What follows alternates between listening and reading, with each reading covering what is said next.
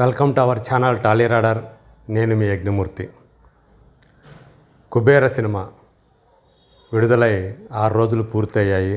7వ రోజు నడుస్తూ ఉంది. శేఖర్ కమల డైరెక్ట్ చేయగా నాగార్జున, ధనుష్, రష్మిక మందన్న ప్రధాన పాత్రలు పోషించినటువంటి ఈ సినిమా విడుదలైనప్పుడు మాత్రం చాలా బ్రహ్మాండమైనటువంటి టాక్ తెచ్చుకుంది. అందరూ కూడా శేఖర్ కమల పనితీరుని మెచ్చుకున్నారు.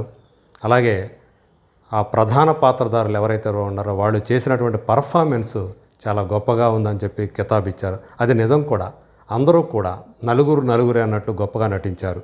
అంటే నాగార్జున, ధనుష్, రష్మికతో పాటు విలన్గా నటించినటువంటి జిమ్ షరఫ్ తను కూడా ఆ పాత్రకి నీరజ్ మిత్రా అనేటువంటి ఆ కార్పొరేట్ అధినేత పాత్రకి అతను అతికినట్టు సరిపోయాడు. ఇలా అందరూ కూడా చాలా గొప్ప అభినయం ప్రదర్శించడం వల్లే ఈ సినిమాకి చాలా మంచి టాక్ వచ్చింది. కానీ మరి అందుకు తగ్గట్లుగా బాక్సాఫీసు స్పందన ఎలా ఉందా అంటే నిజానికి ఆశించిన స్థాయిలో లేదని చెప్పాలి. సో 6 రోజులు పూర్తయ్యే సమయానికి తెలుగు రాష్ట్రాల్లో 85 నుంచి 86% రికవర్ అయిందని చెప్పేసి ట్రేడ్ విశ్లేషకులు చెప్తున్నటువంటి మాట. అంటే దీని వాల్యూ 2 తెలుగు రాష్ట్రాల్లో అంటే తెలంగాణ, ఆంధ్రప్రదేశ్ 2 తెలుగు రాష్ట్రాల్లో 33 కోట్ల రూపాయల బిజినెస్ వాల్యూ చేస్తుందని చెప్పి అంచనా కట్టారు. సో అందులో ఇప్పటికీ ఆల్మోస్ట్ 86% రికవర్ అయిపోయింది. మరి తెలుగునాట ఎలా ఉంటే ధనుష్ ఈ సినిమాలో కథానాయకుడు ఎవరైతే ఉన్నారో అతను తమిళ స్టార్ యాక్టర్ అనే విషయం మనందరికీ తెలుసు. తన సొంత రాష్ట్రమైనటువంటి తమిళనాడులో మాత్రం నిరాశాజనకంగా కలెక్షన్స్ ఉన్నాయనే చెప్పాలి. ఎందుకంటే అక్కడ ఈ సినిమా బిజినెస్ వాల్యూ 18 కోట్ల రూపాయలుగా విశ్లేషకులు అంచనా వేశారు, ట్రేడ్ విశ్లేషకులు. కానీ ఇప్పటి వరకు వచ్చింది 8.5 నుంచి 9 కోట్ల రూపాయలు మాత్రమే షేర్ వచ్చిందని చెప్పేసి లెక్కలు చెబుతూ ఉన్నాయి. అంటే జస్ట్ ఒక 50% దాకా వచ్చినట్టు లెక్క. ఇంకా 50% రావాల్సి ఉంది. కానీ రాబోయే రోజుల్లో, ఎందుకంటే ప్రస్తుతం చాలా మందగమనంతో ఆ కలెక్షన్ల నడక నడుస్తూ ఉంది. కాబట్టి అక్కడ 40% అయినా సరే ఆ లోటు అనేది మినిమం ఉంటుంది అని చెప్పేసి విశ్లేషకులు అంచనా వేస్తున్నారు. మరి తమిళనాడులో అభిమానులు కానివ్వండి, అలాగే అక్కడ సినీ విశ్లేషకులు, విమర్శకులు కానివ్వండి, మీడియా కానివ్వండి, ధనుష్ నటనని, సినిమాని ఆకాశానికి ఎత్తేసారు అందరూ కూడా. ఈ 2025 సంవత్సరానికి సంబంధించి ధనుష్కి జాతీయ ఉత్తమ నటుడి అవార్డుని కర్చీఫ్ వేసేసినట్లే అని చెప్పేసి చెప్పుకొచ్చారు. సో అంత బాగా ఆ దేవా అనేటువంటి బిచ్చగాడి పాత్రని ధనుష్ పోషించాడని చెప్పేసి వాళ్ళందరూ కూడా అంతగా కితాబులు ఇస్తూ ఉంటే కలెక్షన్లు మాత్రం ఎందుకు లేవు తమిళనాట అంటే నిజంగానే చాలా ఇది ఆశ్చర్యాన్ని కలిగించే అంశంగా విశ్లేషకులు, ట్రేడ్ వర్గాల వాళ్ళు భావిస్తూ ఉన్నారు. సో అవి కలెక్షన్ల రూపంలో రిఫ్లెక్ట్ కాకపోవడానికి కారణం బహుశా అతని నటనని మెచ్చుకుంటున్నారు. కానీ అందులో ఒకవేళ బిచ్చగాడుగా సినిమాలో అతన్ని యాక్సెప్ట్ చేయలేకపోతున్నారా సాధారణ ప్రేక్షకులు అనేటువంటి అనుమానాలు తలెత్తుతూ ఉన్నాయి. ఎందుకంటే మిగతా వాళ్ళు కూడా అంటే అక్కినేని నాగార్జున తమిళ వాళ్ళకి బాగా తెలిసినట్టుడే, రష్మిక మందన్న తెలియని వాళ్ళు లేరు, నేషనల్ క్రష్గా పేరు పొందినటువంటి తార. మరి ఇలాంటి కాంబినేషన్తో రూపొందినటువంటి ఈ సినిమా తమిళ వెర్షన్ మాత్రం చాలా నిరాశాజనకమైనటువంటి ఫలితాలని ఇవ్వటం మాత్రం కాస్త ఆందోళన కలిగించేటువంటి విషయమే. ఈవెన్ తెలుగునాట కూడా ఈ పాటికైతే అది బ్రేక్ ఈవెన్ అయిపోవాల్సినటువంటి పరిస్థితి ఉండాలి దానికి వచ్చినటువంటి ఆ పాజిటివ్ టాక్తో పోలిస్తే.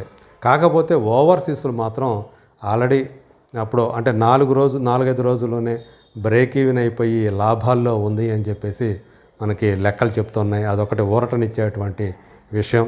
మిగతా చోట్ల మాత్రం ఇంకా ఆ బ్రేక్ ఈవెన్కి దూరంగానే ఈ సినిమా ఉంది. మరి శేఖర్ కమల చేసినటువంటి అంటే తను చాలా ఎక్కువ లెంగ్తీ సినిమాని తీశాడు. కానీ ఎడిటింగ్ దగ్గరకు వచ్చేటప్పటికి కొన్ని పొరపాట్లు జరిగాయి. మనకు మొదట్లో చూపించినటువంటి గ్లిమ్స్ రూపంలో సపోజ్ రష్మిక మందన్న ఒక బ్యాగ్ని, ఒక సూట్ కేసు లాంటి బ్యాగ్ని లాగుతూ కష్టపడి లాగుతున్నట్లుగా ఒక గ్లింప్స్ని సినిమా రిలీజ్కి ముందు రిలీజ్ చేశారు. ఆమె పాత్రని పరిచయం చేయడానికి ప్రేక్షకులకి. అసలు సినిమాలో ఆ సన్నివేశం లేదు.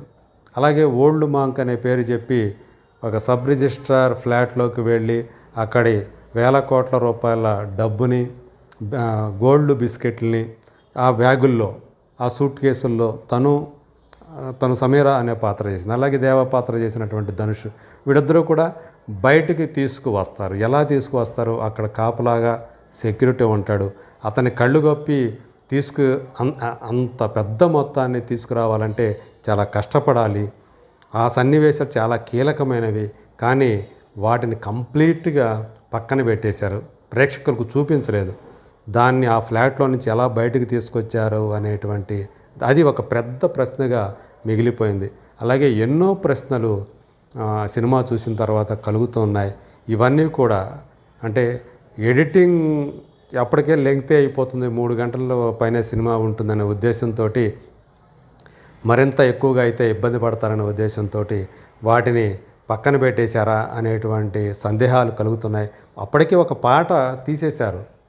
పిప్పి డుమ్ డుమ్ అనే ఒక పాట ఏదో ఉంది రష్మిక మీద. అది సినిమా విడుదలకు ముందు ఆ పాటని రిలీజ్ చేశారు.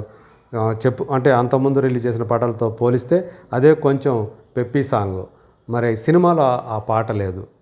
మరి 2వ వారం నుంచి ఆ పాటను కలుపుతారు, యాడ్ చేస్తారనేటువంటి మాట వినిపిస్తూ ఉంది. కానీ జూన్ 27వ తేదీ ఈ సినిమాకి ఒక థ్రెట్ రాబోతూ ఉంది కన్నప్ప రూపంలో. So Manchu Vishnu title role పోషించినటువంటి ఆ సినిమా మరి వరలవాడిగా రిలీజ్ అవుతూ ఉంది. ఆ సినిమా టాక్ మీద కూడా కుబేర భవితవ్యం ఆధారపడి ఉంది అని చెప్పేసి ట్రేడ్ వర్గాలు భావిస్తున్నాయి. కుబేర బాగా ఆడాలంటే అక్కడ కన్నప్ప డౌన్ కావాలి. కన్నప్ప డౌన్ కావాలని ఎవరు కూడా కోరుకోవట్లేదు. ఎందుకంటే అది చాలా డబ్బులతోటి, దాదాపు 200 కోట్ల రూపాయల బడ్జెట్తో తీసినటువంటి సినిమా. సో ఖచ్చితంగా పైగా ఏంటంటే అది అమ్మలేదు, సొంతంగా మోహన్ బాబు, విష్ణు ఆ సినిమాని వరలవాడిగా రిలీజ్ చేస్తూ ఉన్నారు. కాబట్టి ఆ సినిమా మంచి టాక్ తెచ్చుకొని విజయం సాధిస్తేనే ఆ సినిమా మీద ఆధారపడిన వాళ్ళందరికీ న్యాయం జరుగుతుందని చెప్పేసి ఇండస్ట్రీ వర్గాలు భావిస్తూ ఉన్నాయి. మరి ఈ నేపథ్యంలో ఆల్రెడీ ఈ కుబేర్ని పాన్ ఇండియా సినిమాగా రిలీజ్ చేశారు. కానీ ఆమీర్ ఖాన్ సినిమా సితారే జమీన్ పర్ వచ్చి నార్త్లో కుబేర్ అని ఆ ఎఫెక్ట్ అనేది హిందీ వెర్షన్ మీద బాగా పడింది, కుబేర హిందీ వెర్షన్ మీద. అందువల్ల అది ఎక్కువ ఇంపాక్ట్ కలిగించట్లేదు బాక్స్ ఆఫీస్ దగ్గర. చాలా నామినల్గానే, మినిమంగానే కలెక్షన్స్ అనేవి నమోదవుతూ ఉన్నాయి.